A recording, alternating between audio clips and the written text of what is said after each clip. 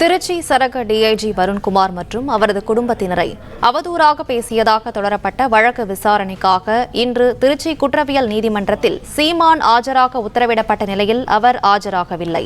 சீமான் தரப்பு வழக்கறிஞர்கள் எழுத்துப்பூர்வமான வாதங்களை நீதிபதியிடம் நேரில் தாக்கல் செய்துள்ளனர். இதுகுறித்த கூடுதல் விவரங்களை செய்தியாளர் கலைவேந்தன் வழங்க கேட்கலாம். கலைவேந்தன், வணக்கம். மேலும் விவரங்களை சொல்லுங்க. வணக்கம். நாம் தமிழர் கட்சி தலைமை ஒருங்கிணைப்பாளர் சீமான் டிஐஜி வருண்குமார் குறித்து சமூக வலைதளங்களில் செய்தியாளர் சந்திப்பிலும் அவதூறாக பேசியிருந்தார். இந்த நிலையில் அவர் மீது நடவடிக்கை எடுக்க வேண்டும் என வலியுறுத்தி வருண்குமார் திருச்சி குற்றவியல் நீதிமன்றம் எண் 4 வழக்கு தாக்கல் செய்தார். அந்த வழக்கு விசாரணை தொடர்ந்து நடைபெற்று வருகிறது.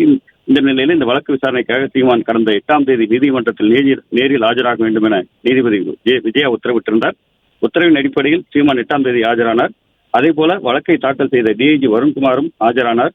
வழக்கு குறித்த ஆவணங்களை சீமான் தரப்பு வழக்கறிஞரிடம் ஒப்படைக்க நீதிபதி உத்தரவிட்டார். அந்த ஆவணங்களை சீமான் தரப்பு வசம் ஒப்படைக்கப்பட்டது.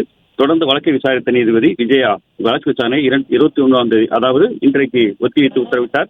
இந்த வழக்கு விசாரணைக்காக சீமான் இன்று நீதிமன்றத்தில் ஆஜராக வேண்டும் என நீதிமன்றம் உத்தரவிட்டிருந்த நிலையில் சீமான் ஆஜராகவில்லை. ஆயினும் எழுத்துப்பூர்வமான வாதங்களை சீமான் தரப்பு வழக்கறிஞர்கள் நீதிபதியிடம் நேரில் சமர்ப்பித்தனர்.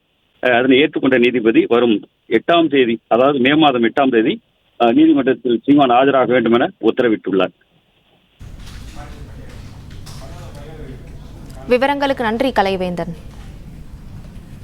பிளே ஸ்டோர் மற்றும் ஆப் ஸ்டோரில் இருந்து பாலிமர் செயலியை QR கோடு மூலம் பதிவிறக்கம் செய்யுங்கள். செய்திகளை உடனுக்குடன் பெறுங்கள்.